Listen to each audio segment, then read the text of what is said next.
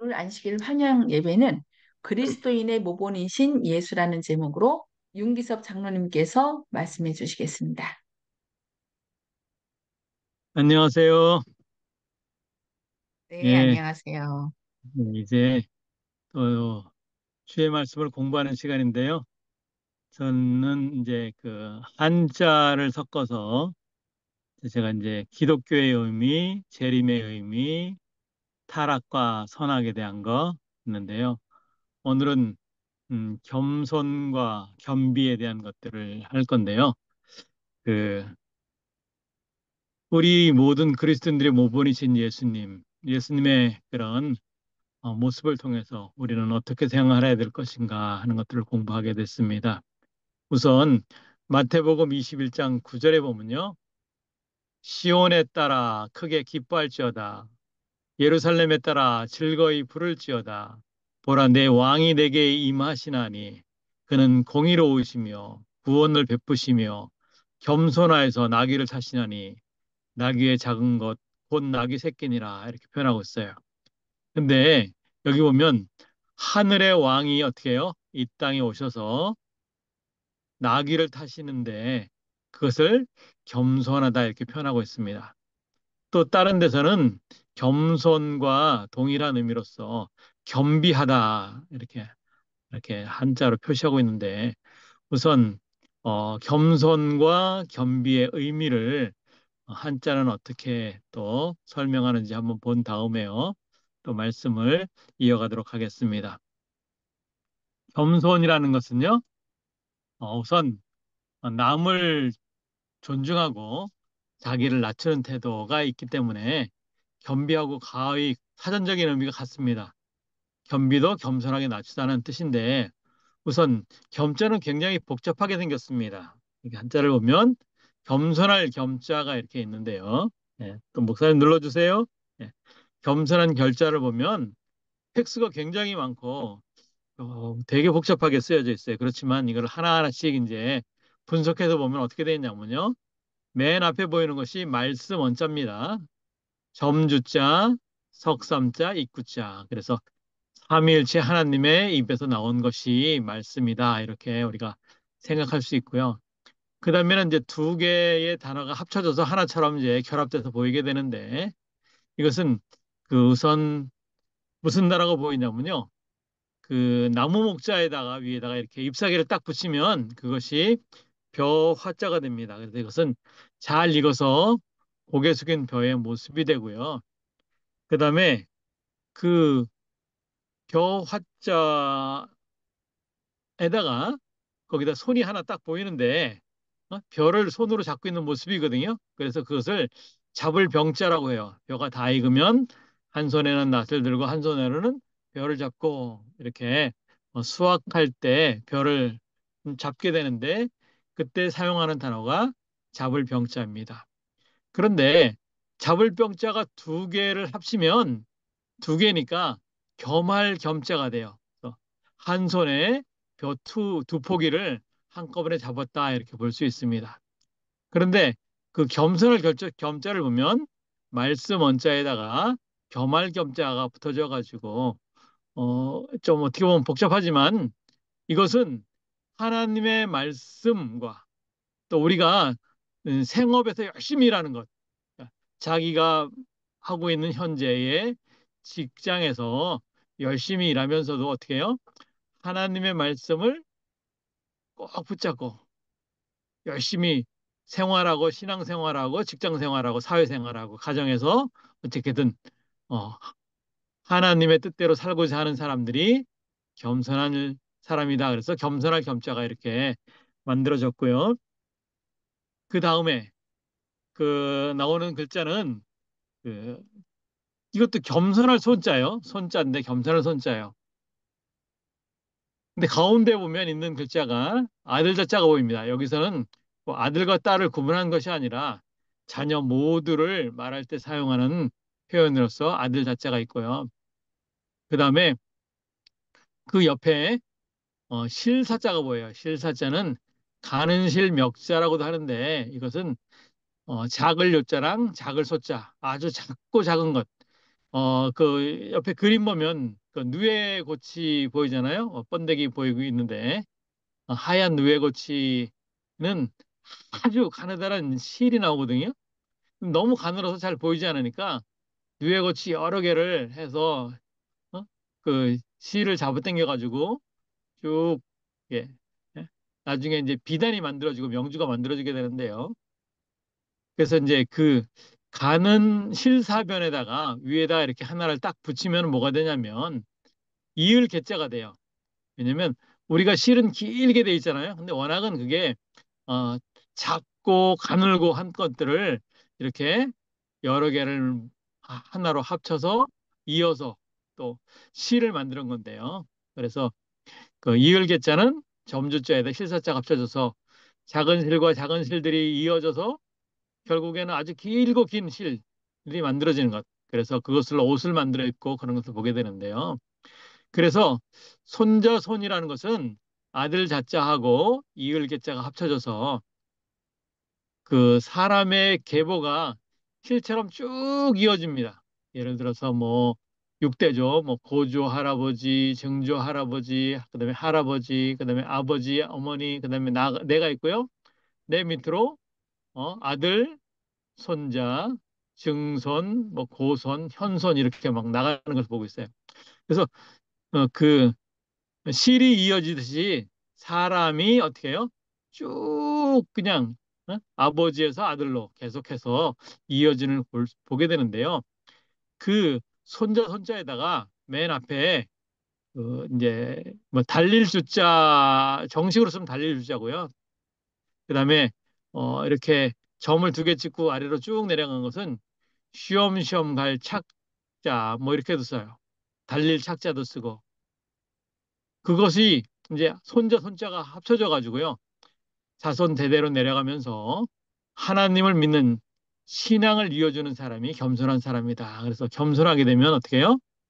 우선 자기 일에 충실한 사람이에요. 그러면서도 하나님의 말씀을 꼭 붙들고 있는 사람이고요. 그다음에 손자는 어떻게 해요? 그 자신이 믿는 하나님의 말씀과 신앙을 자녀들에게 대대로 이어주는 사람이 겸손한 사람이다. 이렇게 한자로는 표기가 됩니다. 근데 겸비라는 단어 밑에 보면은 또 다음에 이제 겸비라는 단어가 다음 장에 나오는데요. 네. 하나 더 넘겨주세요. 겸비라는 것은요. 겸자는 동일해요. 네, 비자는 낮을 비자를 썼어요. 하나님께서 하늘의 온 우주의 왕으로 계시다가 이 땅에 아주 연약한 인간으로 또 이 땅에 오셨는데요. 존귀한 존재에서 어떻게 해요? 비천한 존재로 낮아졌다. 뭐 이렇게 해서 하나님의 그런 모습도 볼 수 있고 또 우리를 구원해 주는 모습도 볼 수 있는데요. 우선 그 밭전자가 제일 크게 보입니다. 밭전자는 창세기 2장 10절에 강이 에덴에서 발원하여 동산을 적시고 거기서부터 갈라져서 네 개의 근원이 됐다 이렇게 말하고 있거든요. 그래서 가운데에서부터 네모난 것은 에덴 동산이고요. 가운데서부터 시작해서 사방으로 강이 흘러갔어요. 근데 그 강 이름 가운데 두 개는 지금도 현존하고 있습니다. 예? 유브라데스 강하고요. 티그리스 강. 성경에 나오는 강 이름은 현재로도 두 개의 강이 있고요. 나머지 두 개의 강은 지금은 전해지지 않지만 성경의 기록은 네 개의 강이 있다 그랬어요. 그래서 중심으로부터 시작해서 에덴 동산을 중심으로부터 시작해서 네 개의 강이 흘러지는 것이 이제 밭전자로 지금 현재 우리가 부르고 있고요. 밭전자 위에다가 이렇게 점을 하나 딱 찍으면 무슨 글자가 되냐면 귀신 우두머리 불자가 됩니다. 그래서 귀신이 어떻게 해요? 창세기 3장 1절에 보면 마귀가 들짐승 중에 뱀이 가장 간교한데 뱀한테 들어가서 어떻게 해요? 하와하고 대화를 하는 거예요. 근데 하와가 짐승하고 이제 그 대화를 하는데 이상하게 생각 안 했고요. 나중에 그 발람 선지자 때도 볼 때도 예? 그 나귀를 타고 갔는데 천사가 먹으니까 나귀가 말을 하죠. 나를 왜 이렇게 때리느냐, 내가 뭔 잘못했느냐 하는데 그 선지자가 어떻게 해요? 그 짐승하고 얘기하는데도 이상한 줄도 모르고 그냥 얘기했던 그런 것들이 기록에 나와 있는 것을 보게 됩니다. 그런데 어쨌든 뱀한테 들어간 음, 사탄이 어떻게 해요? 밭전자에다 점 하나 딱 이렇게 붙여가지고 귀신 우두머리가 에덴 동산에 나타난 것을 이렇게 표현하는데 그 이름은 불자가 됩니다. 그래서 밭전자에다가 점 하나 찍으면 귀신 우두머리 불자가 되고요. 그래서 에덴 동산에 침입한 귀신 우두머리 사탄에게 아담과 하와가 속아 넘어가서 선악과를 먹게 되었어요. 그래서 이제 낮을 빗자는 그 밭전자에서 밑으로 쭉 빠지게 돼요. 예?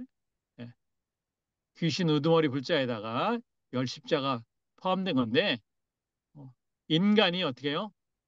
이 땅에 그 다스리는 권세를 받고 의의 옷을 입고 지구 그랬는데 선악과를 먹은 후에 이 땅의 권리, 지구의 권리를 사탄한테 빼앗겨 버렸죠.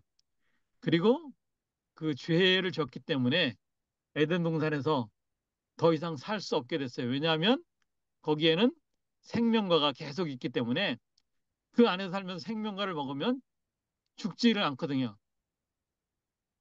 그래서 그 선악과를 먹는 사람은 죽을 수밖에 없기 때문에 그곳에서 이제 추방을 당하게 돼 있어요.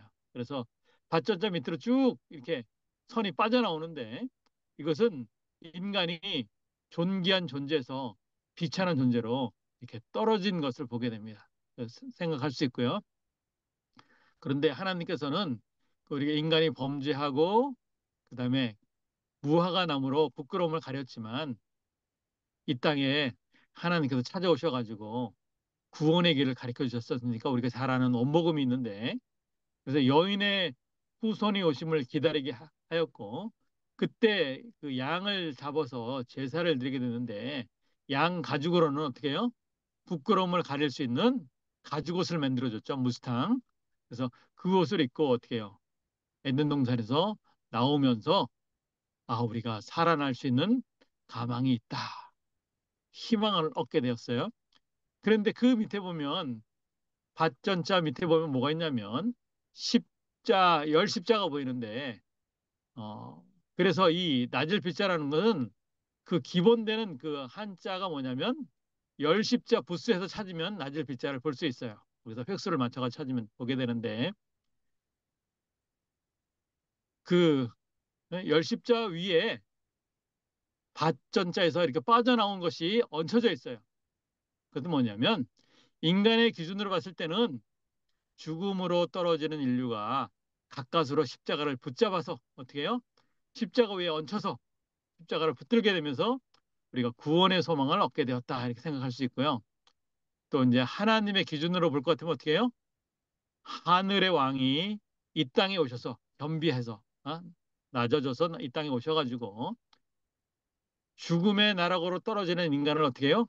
십자가로 받아서 구원하였다 이런 의미를 갖고 있습니다. 그래서 낮을 빛자는 어떻게 보면 그냥 비천하다 어, 할 때 이렇게 사용되어지는 것인데 거기에도 십자가가 있고 떨어지는 인간, 죽음으로 떨어지는 인간을 받쳐줘서 구원하는 그런 의미가 있는 것을 보게 됩니다.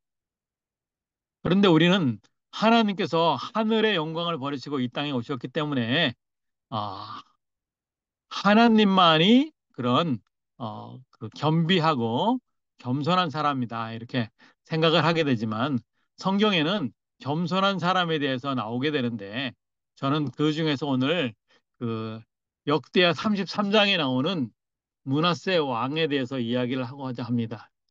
므낫세 왕은요 히스기야 왕의 아들이에요. 하나님께 기도해서 히스기야 왕이 죽을 병에 걸리잖아요. 정말 눈물을 그냥 다 베개가 다 젖을 정도로 기도해서 생명을 연장했는데 해시계의 그림자가 거꾸로 뒤로 돌아가면서 연장된 기간이 몇 년이냐면 15년이었거든요. 그런데 역대하 33장 1절에 보면 히스기야 왕이 죽자 그 아들 므낫세가 12살에 유다 왕이 되어서 55년간 다스렸다. 굉장히 오래 다스렸어요. 근데 12살에 왕이 됐으니까 하나님께서 연장해 준 15년 그 안에 한 연장해 주고 나서 한 2, 3년 3년 있다가 태어났기 때문에 히스경에 죽은 다음에 어떻게 해요? 12살의 므낫세가 왕이 된 것을 보게 됩니다. 그런데 히스기야 왕은 그래도 좀 선한 왕이었거든요. 하나님을 열심히 섬기고 열심히 이제 개혁도 하고 하는 왕이었는데 므낫세는 아버지 히스기야 왕이 하나님을 섬긴 것과는 다르게 굉장히 악한 길을 걸어갔어요. 그래서 성전 안에까지 온갖 우상을 채워가지고 이방 족속들보다 더욱 악하게 우상을 숭배했거든요. 왕이 우상을 섬기니까 어떻게 해요? 백성들도 다 따라서 우상을 섬기는 모습을 보게 되는데 그림 하나는 어죠? 해 그림도 있고요. 달 그림도 있고 여자 신도 있고 예? 거기 보면 이제 물두멍도 있고 번제단도 있고 이런 거 보이는데 하나님의 성전 안에까지도 우상을 끌어들인 왕이었고요. 심지어 어떻게 했냐면 그 우상에게 너무도 그냥 충성을 바치기 위해서 자신의 아들들을 살아있는 채로 우상의 제물로 바치기까지 했다고 역대하 33장 6절에 기록하고 있거든요. 이렇게 그 므낫세 왕이 계속되는 배도 행위를 해서 자신도 타락했지만 이스라엘 백성들을 모두 다 어? 타락하게 했거든요. 어? 유대 나라의 왕이었지만 백성들을 다 타락하게 했으니까 어떻게 해요? 그 므낫세가 쇠사슬에 묶인 채 바벨론에 끌려가게 된 것을 보게 됩니다. 자, 그런데요. 그 그가 쇠사슬에 묶여서 바벨론에 끌려간 가운데 그가 어떻게 해요? 환란 가운데서 자신의 죄를 깨닫고 교만을 버리고 회개하여 하나님께 돌아왔다. 그래서 제목을 제가 뒤늦게 차리던 므낫세 이렇게 썼어요.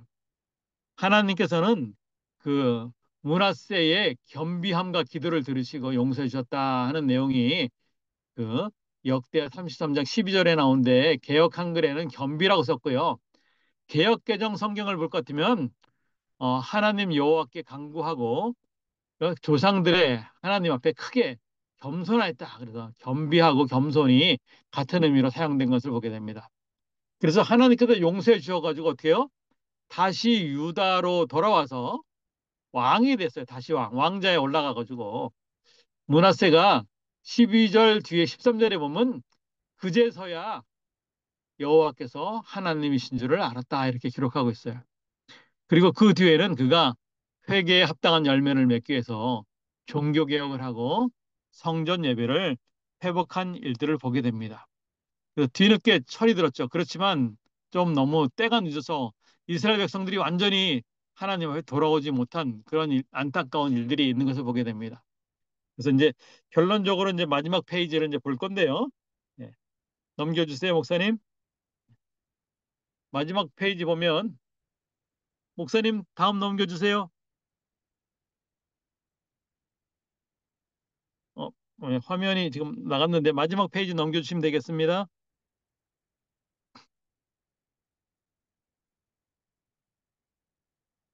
네, 조금만 기다리시면 화면 보이는 대로 다시 하겠습니다. 이 화면, 이 파워포인트 아니고 다른 겁니다.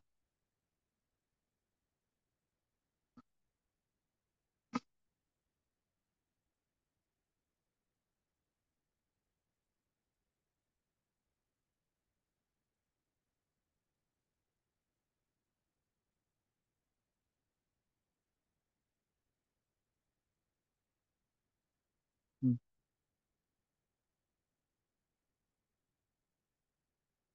네, 맨 마지막 페이지에 네, 됐습니다. 거기만 이제 공유해 주시면 됩니다. 그래서 이제 오늘의 그 이야기를 성경의 이야기를 보면서 결론적으로 말하는 것은 뭐냐면요. 끝이다 생각했는데 좋은 인생을 살게 된 것은 전적인 하나님의 은혜임을 우리가 잊지 말아야 됩니다. 그래서 우리는 이 살다 보면 시작이 안 좋을 수는 있어요. 그렇지만 마지막은 어떻게 해요? 끝이 좋은 사람의 겸손과 겸비를 우리가 늘 잊지 말아야 될 것이고요. 두 번째는 뭐냐면, 예, 악한 인생은 이제 끝이다. 이렇게 우리가 결심한 다음에 회개하고 돌아올 때 받아주시는 하나님께 감사해야 된다. 왜냐하면 하나님은 비육 가운데 탕자도 다 받아주셨거든요. 그리고 그 어떻게 보면 굉장히 말 안 듣고 못된 왕이었어요. 므낫세는.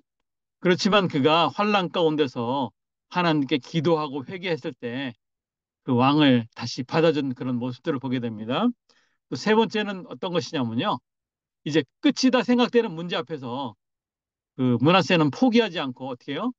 하나님께 기도했어요. 그래서 우리가 모두 아무리 힘들고 어려운 일을 만나게 되더라도 포기하지 말고 하나님께 기도하는 사람이 되자. 그래서 죄악과 사망과 수렁에서 건져낸 하나님의 아들이 되어야 될 것 같습니다.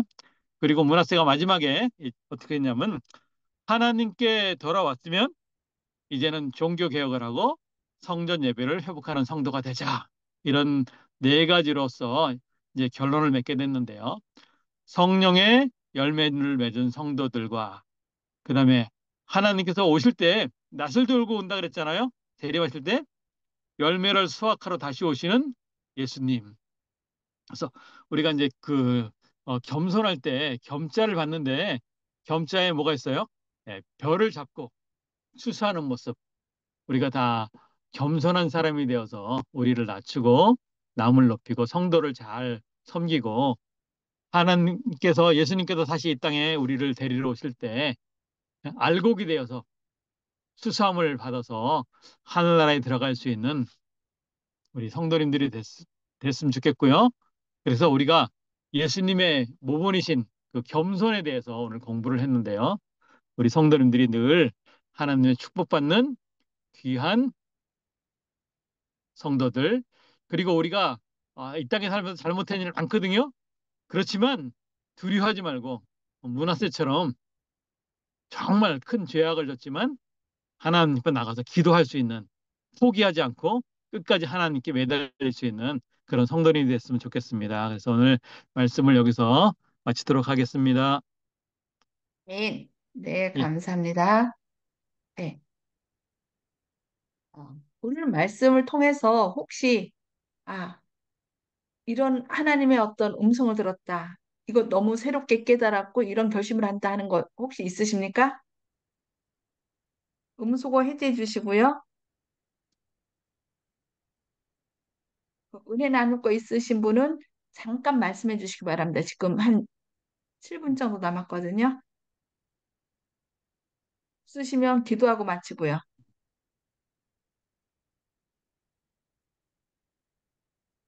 예. 결국 겸손은 말씀을 붙잡는 거예요.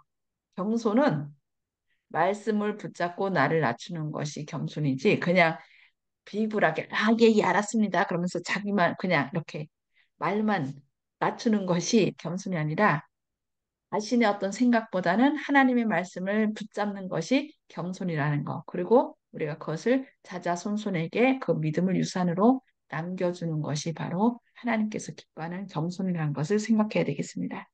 혹시 다른 분 나눠주실 거 있으시면 말씀해 주시기 바랍니다. 없으신가요? 없으시면 우리 윤기섭 장로님 기도하시고 마치도록 하겠습니다. 하늘에 계시는 거룩하신 아버지시여 예수님께서 우리 인간들을 위해서 이 땅에 오심을 해서 감사를 드립니다. 하늘의 왕자를 버리시고 정말 아주 연약한 인간으로 이 땅에 오셨습니다. 그렇지만 하나님을 의지하고 하나님의 성령의 힘을 의지해서 사탄과의 투쟁에서 승리하신 모습을 보여줌을 인해서 감사를 드립니다. 그러나 우리는 정말 죄가 많아서 부끄러워서 하나님 앞에 나갈 수가 없습니다. 그렇지만 우리의 얼굴에 철판을 깔고라도 하나님 앞에 나갈 수 있는 그런 믿음을 허락하시고 우리의 작은 믿음을 보시고 우리를 구원해 주고 우리의 회개를 받아주시고 우리를 용서해 주시고 하늘나라의 시민으로 인정해 주시는 하나님께 감사를 드립니다. 우리가 이 땅에서 우리의 남은 삶을 살 동안 예수님이 우리에게 보여주셨던 그 모본을 따라서 우리를 낮추고 겸손하게 하나님을 섬기면서 봉사하고 이웃을 사랑하고 우리의 사랑을 나누는 귀한 우리 성도의 교제를 나누며 하늘까지 갈 수 있는 우리 귀한 성도님 되기를 바라면서 모든 말씀 예수 그리스도의 이름으로 간절히 기도드립니다. 아멘. 아멘. 네, 감사합니다. 네, 묵상 기도로 감사합니다. 예배 마치도록 하겠습니다. 네, 감사합니다.